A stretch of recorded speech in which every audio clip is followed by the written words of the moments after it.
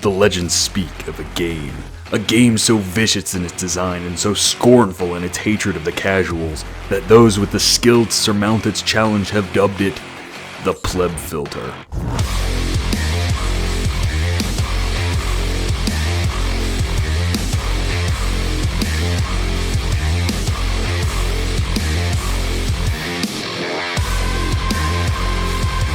When id put out a Doom reboot in 2016, it was fucking insane. I could have done a video on it a few months ago, but I had nothing to add that's not already obvious. Like, yeah, glory kills make you play more aggressive, Mick Gordon's soundtrack is fucking weird and wild, and the way the game gives the middle finger to its own story is fucking masterful.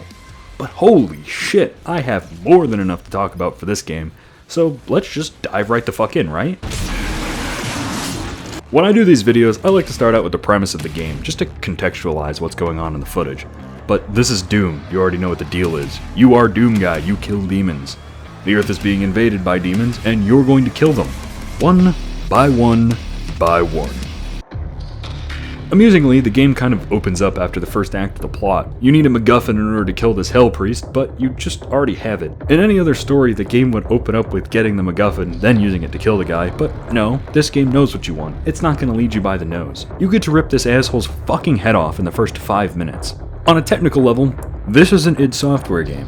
They are famous for their engine technology. Now, I don't know how much of that was due to the terrifying presence of John Carmack, but that reputation still carries through to this day. This game looks fucking incredible, with zero compromises on performance. Seriously, it runs like butter. That is, after you change the game's process priority, since for some bizarre reason it defaults to the lowest setting, and it'll keep switching itself off of high priority. I ended up having to download a software to force it to stay on high. I thought that fixed everything since the game was running like a dream, but then I checked my footage and it fucking stutters, and the entire audio is desynced in a way that I can't just adjust this footage, I have to manually sync all of the audio.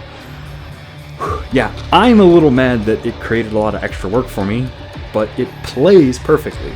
I have no idea how it fucked my footage, or that Shadowplay could even get fucked like that.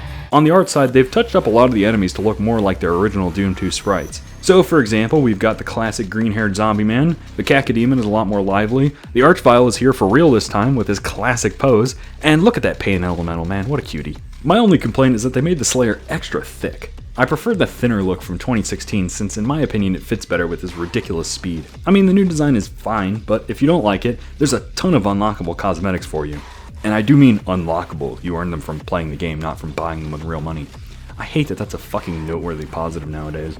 I mean, you can pay $5 for the unicorn skin, which is actually pretty funny considering they let you wear it in cutscenes and in the multiplayer. You are but one man. They are no longer your people to save. They've also ditched the more realistic art style and have fully embraced being a video game. That gaminess initially kept me away from the game for a while. Like, I already wasn't going to buy it until it was on sale, and hoo boy, I snagged a good sale, but I didn't even bother pirating it. Having played the game, this gaminess is essential, because everything is instantly readable. If they have something to tell you, they'll just tell you outright, as quickly and plainly as possible. Considering the blistering pace of the gameplay, that speed is important, and also when the DLCs came out, they added these little icons around your crosshair to help read your cooldowns easier. That's nice of them. You know what else is nice? Glory kills are back, baby.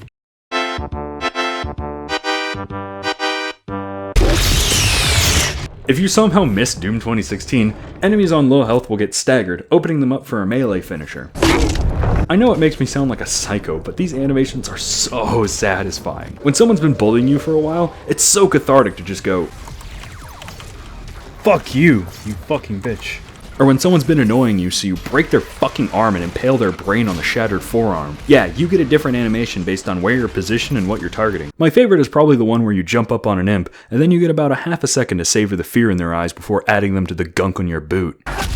The length of these animations, especially the chainsaw ones, are quite welcome since they give you just enough time to scratch your nose or whatever you need to do. Just like everything with this game's presentation, the sound is incredible. The meaty thunk of the shotgun, the thunderous hammering of the assault rifle, the way everything quiets down during a glory kill so you can savor the crunch of a demon's spine, it gets my blood fucking pumping. I'm not forgetting anything, right? That's all there is to say about the audio, right? That's right, Mick Gordon is fucking back. If you're not familiar with how 2016's soundtrack worked, Each song is actually broken up into a ton of little pieces, which the game stitches together in real time to match the action. So, as the fight's ramping up, the song's ramping up. When the song reaches its boiling point, the music swells to a crescendo, screaming in harmony with the action. This means that on top of complementing the fight, the music will often sync up perfectly with the action, like you're the musician and your instrument is violence.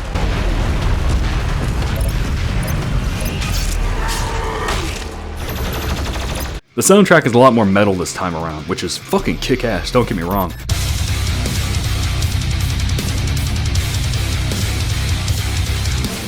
But I do miss the more synthy angle of 2016, even though most people don't. That doesn't mean the synth went anywhere though, don't worry.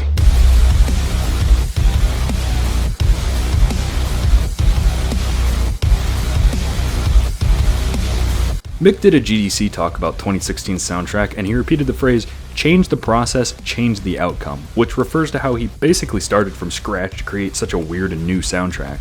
With Eternal, I don't think the process changed that much, so the music is still fucking incredible, but it's not weird and new in the same way that 2016 was. He did bring in some fucking crazy ideas though, like he wanted to make a choir, but not just any choir, a heavy metal choir, composed entirely of metal vocalists.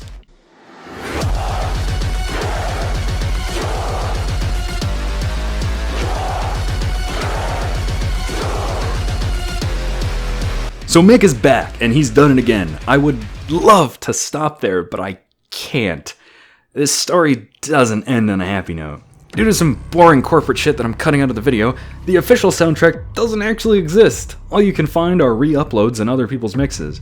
It will also never exist, as Mick and id Software have essentially broken up. When Doom 2016 came out, the joke was that it was basically a playable metal album. The joke was that it was basically a playable metal album. Now it's doubly true for Eternal, since the game is the only way you're gonna hear the official soundtrack. This is fucking sad, dude. It's seriously like the Zoomer equivalent of watching the Beatles break up. But they still needed music for the DLC, so they brought in Andrew Hulshult, who did the music for Dusk and like every other throwback boomer shooter. We've lost a lot of the synth and gone way more metal, but that's understandable seeing as that's apparently Hulshult's strong suit.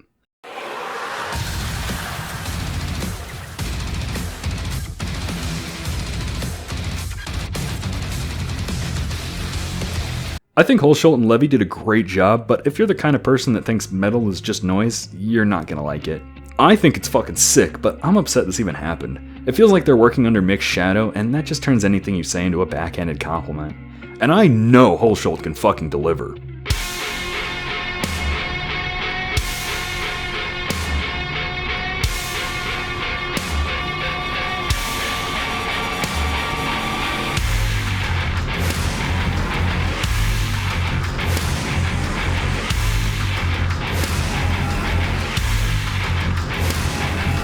Doom 2016 had the glory kills, right? It was like, oh, that's cute, you get health back from staying in close range, so you play more aggressively.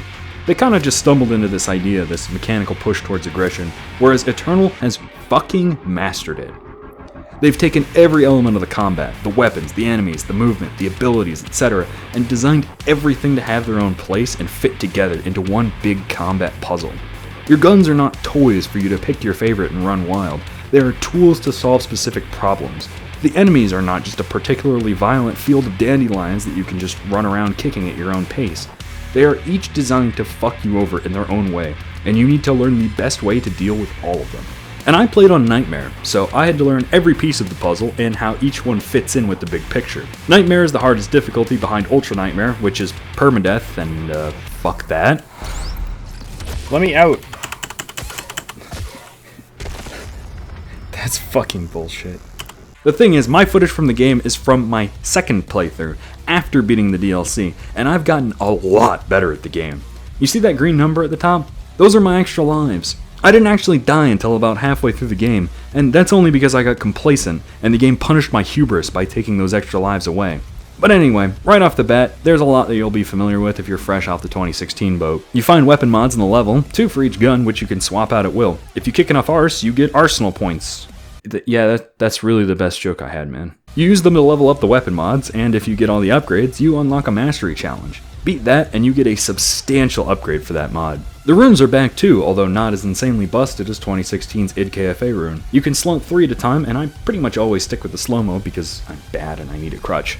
The suit upgrades in 2016 were kinda sparse, but now it's completely fleshed out, and the primary upgrades have a whole new layer of depth to them. All these upgrades are paced in a good sweet spot to help you keep up with the rising challenge, but unlike 2016, you never outgrow the challenge with upgrades alone. To get good, you've got to master all your new toys. Within the first few seconds, you get your chainsaw, you press a button, and instantly carve a motherfucker in half, breaking them open for that sweet, juicy ammo inside.